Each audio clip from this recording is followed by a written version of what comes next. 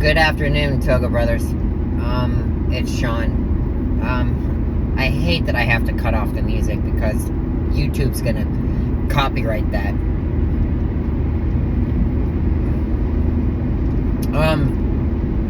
In any case, guys, listen. I would like to talk to you about what it is like on the spectrum. But this doesn't necessarily happen to be something that you need to be on the spectrum to understand, to implement, to use, and to have, and to harness.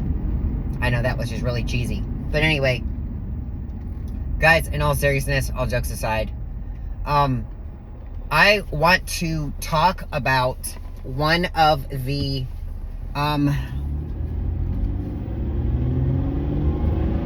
issues that a few of you may be facing, right? And I say issues, but it has to do with dating, okay? Let's backtrack here. Let's back foot here, right? Guys, I'm 38 years old, about to be 39. Can't believe I'm nearly 40. Crazy. A little bit of a personal background for me. I'm not married. I don't have kids. And you guys already know I'm on the spectrum. So, now that that is out the way. Dating has been very difficult and stressful for me. One, because I'm on the spectrum. Two, because my lifestyle is very demanding. Three, I don't see life the way most people see life. But mainly four, because I didn't realize the approach I was using was very ineffective until very later on in my life. Okay? So let's set the scene here for you. I'm in grade school, I'm in class, and I've, met a couple of my classmates, and, there were a couple of the girls that were, talking with me, and as classmates, as you would. Sometimes they would, giggle, and back then, recess, which was basically the adult version of playtime for us, right? And I said that backwards, but so it's the child version of free time for us as adults, okay? Recess. So we all would play recess, and it wasn't always boys, it was sometimes mixed with girls, right? And I didn't really think anything of it, and both boys and girls were, hanging on the playground with me, and, I didn't really shoo away the boys, I didn't shoo away the girls. Okay, so before I was in grade school, I was kind of a toddler, like a young kid, a young boy, right? Younger than 10, right? So in my single years, right? Not as in single as in relationship status single, but single as in numerically single years, right? 1 through 9. I lived next to a little girl. Her name was Sarah, and I remember this vividly. And she was the most sweetest, absolute caring, and funny, and cool girl that I've ever hung out with while I was living next to, my friends, right?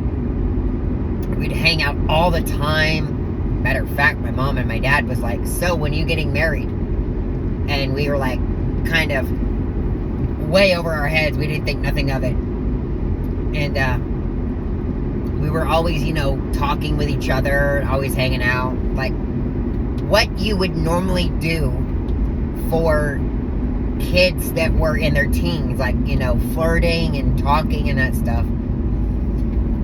And at that age, you're just yourself, right? You're just vibing on your own energy, okay? And things were going fine. I was just doing what I was doing. I didn't really cater to nobody. I didn't really become a rebel. I didn't become a, dare taker, all that stuff. I was just me, right? Anywhere I wanted to go, they would go. Anywhere they would go, I kind of wanted to go. Like, we would just hang out, you know? And I didn't think much of it at that time, but that's when I should have learned the most, right? So, moving forward, you know, I had a couple classmates, and then while I was in grade school, like grades 1 through, let's say, 5, right? Fifth grade. I'd realized that a lot more classmates wanted to kind of, you know, sit next to me and chat with me and sit in school together, you know, around me. Now, being on the spectrum since birth, I didn't get what most kids would get, right? Like, I never really wanted to sit next to the girls because the girls were cute. I never really wanted to sit with the girls because I wanted to, you know, flirt with them and all that stuff. No, I was just sitting where I wanted to sit. You know, I was just having my own lunch. And I know that you guys are wanting me to get to my content, but I'm raw. I'm real. You guys know this. It's not hidden, right?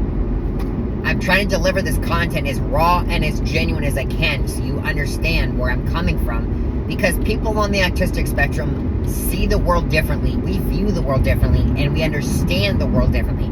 Oftentimes, so much so that people would think we're just empathic, not autistic. When in reality, a lot of your autistic people are empathic, right? Very empathic. We read emotion so hard, but we sometimes can't connect to it, and we can't socialize to it, but we can connect to it, and we vibe with it hard, okay? And so, again, while I was in grade school, I was just sitting next to these people because I just wanted to hang out by good people, you know? I didn't want to sit by people that were in a bad vibe or in a bad spot, a bad bind, that kind of thing. They're not good people to sit next to. Why would you sit next to them, right? Like, hello? So, in grade school, being in an autistic-based, you know, school, I didn't really get a whole lot of interaction. I was just kind of secluded and doing my homework and doing classwork and being frustrated and having lunch all on my own because I didn't want nobody to sit next to me some days. Like, I was the black sheep, folks. I don't think you realize this. While I was in school and you all had friends, I was the black sheep.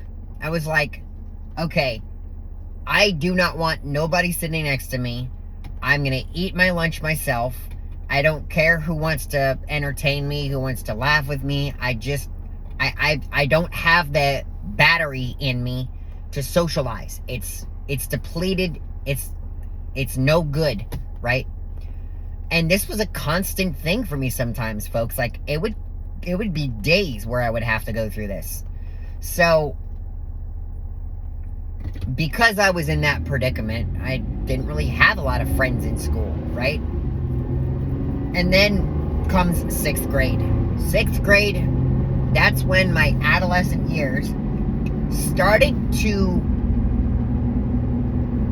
brew.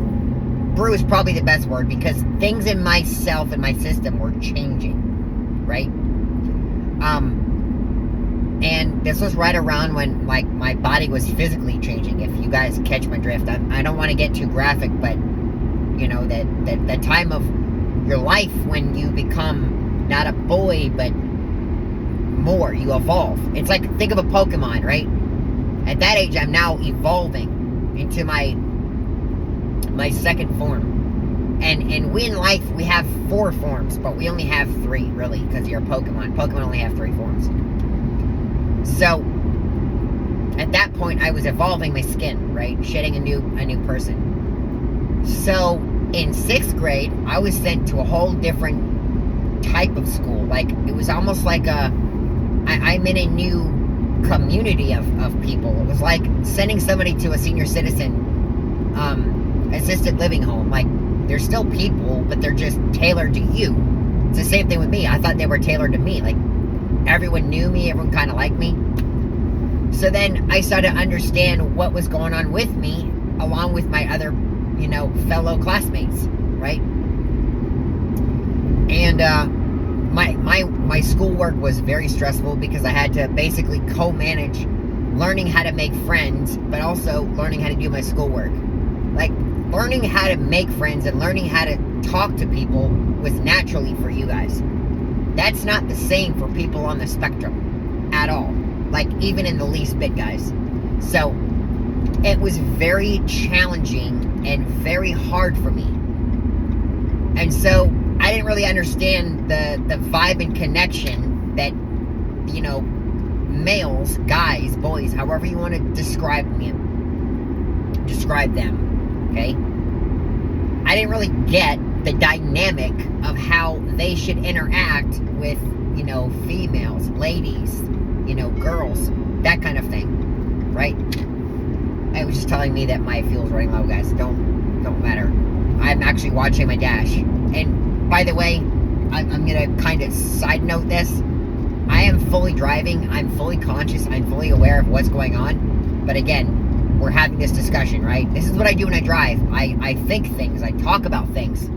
But I'm like, if I'm doing this on my own, wouldn't it be kind of nice for you guys to hear about this too? So, anyway, okay, back to my video. Alright, so, in 6th grade, I was starting to learn the dynamic of how girls and guys are supposed to intertwine as an individual, as a human being, right? So it wasn't about, oh, you need to get good grades. This school was primarily, okay, Sean, there's like, I don't know, I'm making up a random number, right? 1,250 students in this school. You cannot go through your own life avoiding all of these 1,250 people. So guess what? Today's your lucky day, Sean. We're going to teach you how to walk up to these people, have a conversation, understand what's going on physically on them, like body cues, visual cues. Remember, folks, I'm on the spectrum. I have to learn these things. So, kind of a confession here. It's kind of a weird and obnoxious and embarrassing confession. I didn't get the fact that when I speak to you, I have to look at you eye to eye, like make eye contact with you, right? And now I do it naturally. It's just what I do because, and I forget who implemented it for me, but there were a lot of people in my life that really kind of were my angels, my spirits, my good graces, so, wow, that's nice. They just put up this new self-storage place. This whole area is just growing rapidly. So yeah, I had to learn all that stuff, guys, like eye contact and tone and what to do with my hands and what to do with my body, all that stuff, right? Wanting to ping pong back and forth, like even that had to be taught. Like when I talk to you, I had to learn how to say something and then ask you something in return, so we keep this conversation going back and forth. That was never learned at birth. I had to learn that, folks. Like that's what people on the spectrum have to deal with. I don't know if you're aware of this. We have to learn these things and then implement them and then integrate them, and then it becomes natural for us later on in life. Now, some people, that doesn't come natural and it doesn't stay natural for them. They just never get it.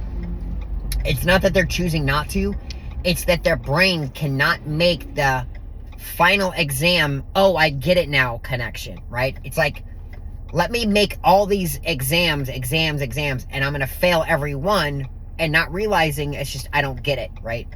Okay. So it's middle school, and I have to take different types of classes with random people on my own, right? So I'll take my core classes, my English, my math, my science, my history, and my PE, like my physical, PE class. And then I'll take some other fun ones, like world history. I'll take, like cooking. I'll take home ec, which is basically like living on your own. in middle school, kind of a thing. All kinds of different neat classes. Oh, I took computer graphics. What else did I take? I took a couple other ones. And so I was like, okay, these people that are supposed to be in this type of school were there to assist me in 7th and 8th grade, and basically they were there to verify that yes, I was getting the proper instruction, I was getting the proper material, because I don't learn the same way you learn, and I had to learn that hard way too. I thought we all learned the same way, right? If you give me a textbook, I have to read it and I get it. Or if you give me a packet, I have to do the work and I get it. I didn't realize that you give me a packet, I've only obtained 30% of the material. You give me a book, I've only obtained about 15% of the material. But if you give me an assignment and an activity and involve me, I get 80% of the material. You see a difference? Right? And I had to learn this sort of thing. So, in doing so, things felt different for me. Things were kind of, off. Things were weird to me. But, in any way, I started to develop friends in there. Like, there would be group activities, and we were forced to pick people we didn't know, and we were forced to socialize with them. I know it's already been 60 minutes and I haven't gotten to my video, but this is urgent, and it's important for you guys to understand the stress, the dynamic, the willpower, the emotion, the anxiety that goes on when I'm getting to my my thing. Because when I'm going to explain, you're like, dude, why'd you go into all that? It was not necessary. Maybe for you it was, but for me, it took me years, folks, years to get to where I am now. Right? We're talking probably 15 years to understand why what I'm about to tell you is vital in dating. Right? So, in middle school, I had to learn how to make friends and how to basically make mutual connections. Right? And for lack of better sense and words, I kind of had to flirt a little bit, like see where the water was. And in this particular school, it wasn't encouraged, but instead of them saying, okay, I need to watch you and I need to coach you in everything you do, they were more like, okay, listen, we know that our main focus, our main job is to make sure that you get your schoolwork done and it's presented so that you learn it best. What they ultimately were telling me, which I didn't realize at the time, I know now, is that what they were saying, listen, we know we need to make sure you get your schoolwork done. But in the off chance that you encounter a really strong social interaction and we think you can benefit later on in life from this interaction, don't even worry about your schoolwork at that point, because your schoolwork will always be there. It will always be there to be complete, whether you take 1 year, 12 years, 100 years to complete high school, right? It will always be there. But the one thing that needs to happen so you become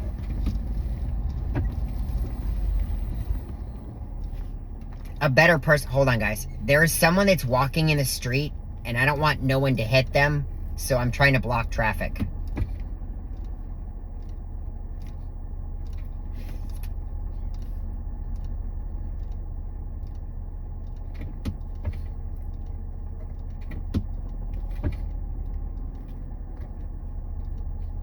I'm staying as far away as I can so nobody can come in and hit them.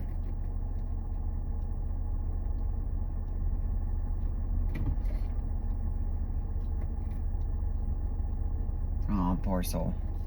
Okay, I've done my duty. Come on.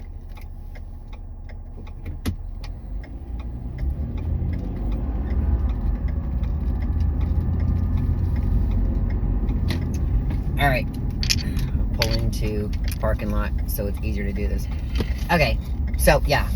If it came to where I had the opportunity, right, guys? So that, where is it? Oh, right, it's over there. I had a brain fart. I'm looking for a store, and I'm trying to remember where it's located. I don't come here all that often, so I have to do all that. Again, you see, my brain's spider webs. But I promise I'll come back to the same conversation. Okay. I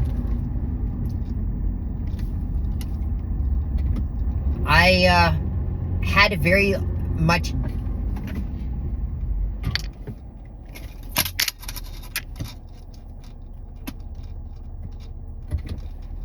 There's Hobby Lobby, which is kind of a nice store if you kind of like your little, you know, gizmos, gadgets, trinkets, that kind of thing. In case you guys are wondering, I'm going to Best Buy for a little bit. And then I have to go run up to, close to where I work in Chantilly, to go look at a store called Second and Charles.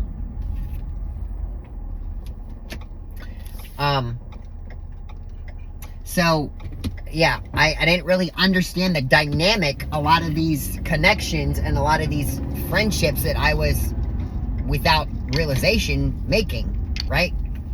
And some of these, like, I was kind of flirting, and I was hoping that maybe they would think that I was a cool person. So I was like, alright, cool, I'll flirt back, right? I'll say a joke, I'll say something funny, and then at the time, I was just like showing them, you know, the things that I was doing, like going to work as a fireman. What else was I doing?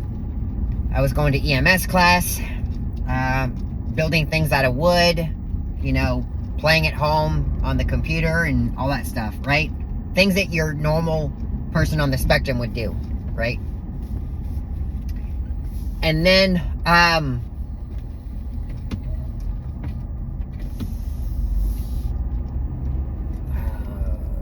hold on, guys. I'm gonna back in.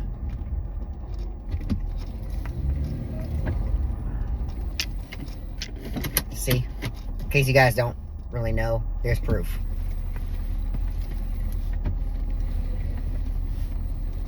I use my guide points. I'm in the box. Keep coming back. And stop. Okay. Let's finish this.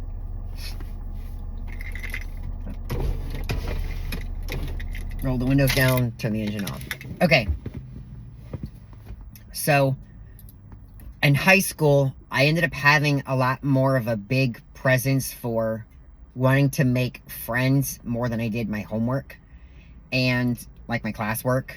I mean, I got my classwork, but they realized I was struggling on maintaining social friends, right?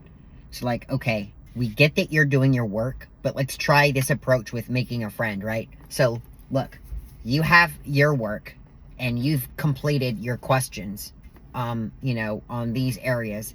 They haven't. Your work has a lot of great responses. Why not share your work and explain how you got there to some of your friends that's sitting next to you? Like, hey, you know, this is how I got here. You know, do you think that that's a good idea? That sort of thing. Like, okay, cool. And so gradually we would just chat and talk about the work. And then at one point they were saying, hey, ask a random question to one of your classmates. And it's okay, cool. So I just asked them a random question like, hey, are you going to watch the game this weekend? And then we started having a small conversation. Granted, we kept running away with that conversation and got sidetracked. But the point they were emphasizing is if you don't initiate a conversation with somebody, they're not going to have that dynamic with you, right? Okay, so as I was getting into my school, I was like, okay, cool. That's kind of neat. I'm going to go ahead and, I want to ride so bad. You guys know I sold my bike. I can't ride anymore. Not right anymore, but I can't ride my own bike anymore. So, yeah. So then as I was, graduating from high school, I ended up basically going to college, and, like, there was no one there to assist me. Like, it's just me and only me. And I realized the people that are in my high school aren't there anymore. So now I have to do it on my own. It's either make it or break it. It's either now or never. You guys get the idea, right? I don't want to keep dragging this out. So, again, there would be classes where I'd have to have complete group work, and I was like, okay, I get it. I have to make friends on a daily basis. That's just how you're going to get around in life, right? So, moving forward, I basically started a job in a lot of retail, and retail, you have to interact with people. Now, being on the autistic spectrum, why in the world would you work in a job where you have to talk to people? Crazy, right? Well, I worked in Radio Shack. I worked serving ice cream. I worked Safeway. I worked Giant, which is a grocery store. I worked at Best Buy, right next door, right here. I worked at Longhorn Steakhouse. I worked at Austin Grill. A lot of these places which had to forcefully have human interaction. So I was like, okay, I get it. If you become, what you would like people to see, they like you, they'll talk to you, they're intrigued by you. Okay? Foreshadow. I just explained what I was going to talk about. Okay?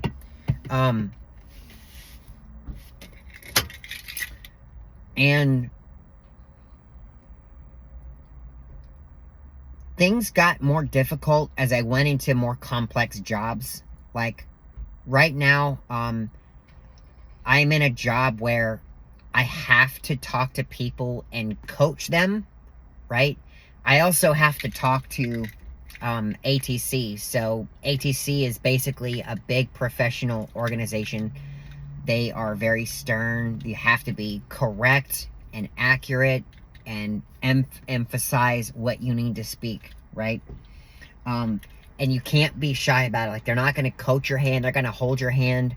They're going to say, listen, you better know what you're talking about, because there's a whole lot going on, and I don't have time to sit here and hold your hand. So if you don't know what you're doing, you need to think about this twice. Matter of fact, for the job I'm doing, I had to take an exam of speaking to somebody and have them speak back to me. It was a huge ordeal, but on the spectrum, I got it. I finally understood it, and I've been doing it for a year now. Actually, it would have been a year as of 2 days ago from the 1st, because today's the 3rd. Anyway, folks, I'm going to tell you that dating was flopped around when I discovered, instead of portraying what you want to show somebody, like basically simping, like giving and giving and giving and being sweet and being sweet, being sweet and giving and giving and giving, these guys are going to walk all over you, okay? What I've learned in dating is that you need to present yourself like you are the most rarest, rawest form of produce, of flowers, of fruit, of meat, whatever you want, right? Best description is, think of like plants, right? They don't always look right when they're grown. And vegetables, same thing. They're not always your average cartoon drawn type look. Like, a carrot is not always long and stuff with a little point and perfectly round on all the sides. No. Sometimes carrots kind of look lopsided. Sometimes cucumbers, they look, wide in the middle, and they look really skinny on the ends, when it's supposed to be the same length the whole way around. Sometimes zucchinis, they look curved on the ends, whereas zucchini is supposed to be just like a cucumber, right? If you present yourself like you are supposed to be your most rawest form, without anything telling you what to think, what to do, and how to act, people will find you way more interesting than before, right? So, yes, you would think that you have to be nice to people, and you do. You have to be nice to people, otherwise they're going to think you're a jerk. They're going to think you're mean. They're going to think you're rude. I mean, I want to use other choice words, but we don't do that on this channel, because I know you guys watch my content. So, yeah, you don't want to basically be rude to people. But if you present yourself like you are interesting, like, what are you doing this weekend? Oh, I'd like to go to, New Orleans. I want to go see what the French Quarter is all about, right? Yeah, you don't have to say, oh, I'm going to fly, I'm going to go travel, I'm going to go eat a lot of food, I'm going to go do this, do you think I should do this? Do you think I should do that? Do you think I should do this? When you cater to others, you lost yourself, right? And people see you of no value, right? It's just like them throwing you in a bucket of peanuts, right? A 1 peanut shell and a whole bushel of peanuts. What makes you different from the rest of them, right? Now, let's say that they salted you and the rest are unsalted, right? Because you got that salt coating on it, you taste better. You appeal more, right? But you didn't do it because you saw the others being salted and were like, oh, I want to be salted too. Like, hey, I want to be different. I want to try being salted, right? When you become your raw, authentic version of yourself, people find that more attractive, right? Prime example. I was on the internet. I was socializing on, chat rooms and all that stuff for a long time. And I got to meet a couple of people. And I was basically simping, like, okay, this guy is just simping, and that there's no real want to connect with him. I'm just gonna, like, chat with him in open chat, right? And in this platform, you can send private messages to them if you need to and wanted to, which is the goal, right? So I realized that there was no fun in it anymore. So one day, I was just sending them messages to a few people, like, telling them, hey, I really like your hair today. They're like, oh, thanks. I did it, on my own. It took me like an hour. I'm like, whoa, it takes you an hour? So right there, it was like, if I just talk to them like I'm a human being and that they matter, whoa, this is huge. This is awesome. This is great, And the more I did that, you always hear people talk about, Smallville and Supernatural and the Squid Game and all them. I'm like, yeah, I could tell them that, like, I like it too, but if I was at home on my own time, am I honestly going to turn on the Squid Game? Or am I going to watch a documentary about why captivizing, right? I was making up a word, but basically holding killer whales in captivity at public adventure parks is good for their health. It's not. Go watch Blackfish. I highly encourage you to watch that movie. And you'll see what is going on in our world. We're taking advantage of things and people at their expense for our enjoyment. It's not okay. But I digress.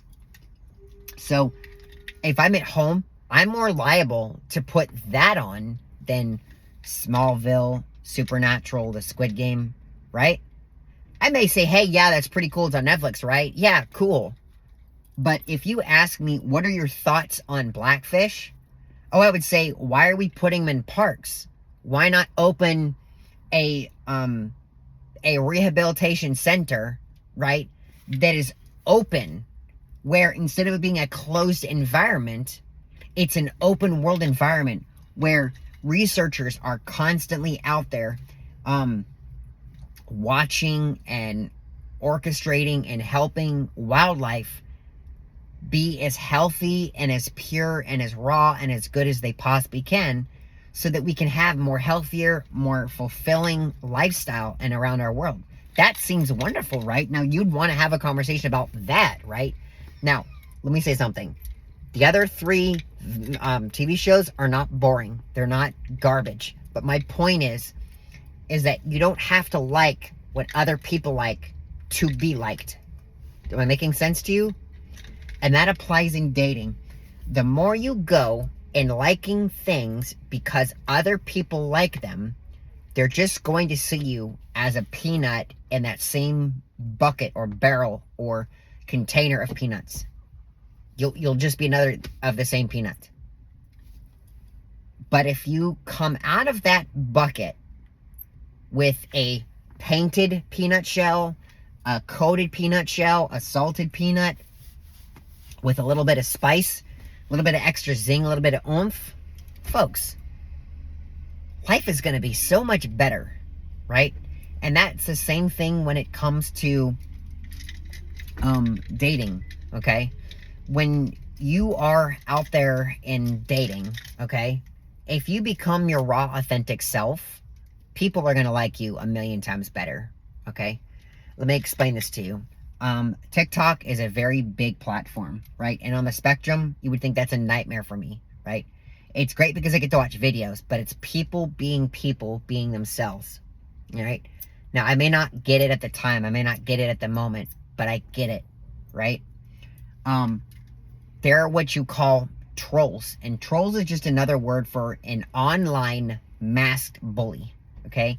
They're making fun of you at the expense of you and others, right? It's not good, nor fun, nor cool, but they do it because they're bored, they think it's funny, and they like doing it, all right? I can't validate them, but at the same time, I can't stop, like, I'm making a random number, 450,000 people. I can't. I don't have that kind of power, right? And I don't want to.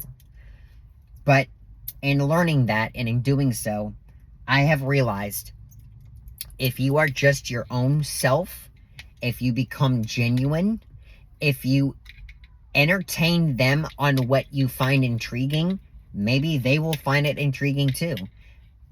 Present yourself as if you are the main catch of the day, right? You don't want to be another item on that menu that's on the same menu all year long. You want to be that one special item that is a very limited item, right? So let's say that there's a mango tilapia with, you know, salsa and seasoned beans. Maybe that's not on the menu every single time. And maybe that's only the daily special, right? Eat it. Try it. It might turn out to be heckin' good, man. I mean, oh, that sounds good enough anyways, but you get my point. In dating today, if you become as rare, as raw, and genuine as you can be, people will love you, they will adore you, they will enlighten you, and they will absolutely be enthralled with you. That's the secret. There really is no other thing. And that has been the biggest proponent of my success in dating. Granted, I'm not married. I don't have a wife and stuff. But it's I forget what the company is, but the motto is, you don't want to date me because I'm blah, blah, blah, blah, blah. Unless you do. My life is very hectic. My life is very sporadic. It's very hard to maintain a lifestyle like mine. But it fits for me. I like it. And I can't apologize for it, right? I mean, I will if it's affecting them and I really like them and I see a future with them. Then maybe I might alter it lightly. But the point is don't alter it just because you want them. Just because you want it to work with them, right? If you collaborate and if you guys meld together, M-E-L-D, meld together so beautifully that it would be a crime and it would be unlawful to choose anybody else besides them, all things being considered, then that's where you adapt, right? Be yourself. People love you for you. Not for them, for you. All right? Well, this has been a 40-minute video. I can't believe it's been this long, but we had to backtrack in the beginning to explain why I got anxious and, you know, all that stuff, right? Because dating for me was a nightmare. It was a nightmare. Just like Thanksgiving, just like Halloween. It is a nightmare for me. So, guys, I have to go in the store. I have until about 7 o'clock tonight. I did rest before work, so I need to head home and take care of some things at the house too. So let's go ahead and cut this here. I gotta go to another store over near work, over in Chantilly. But guys, go check out my other channel. If you like this content, follow me. It's great stuff. I present myself as raw, as real, as genuine as I possibly can, so you can understand the world of autism in its truest, rarest form. Okay? So, thank y'all for watching. Let's do this together. I'm Sean, the ToGA brother. I'm out.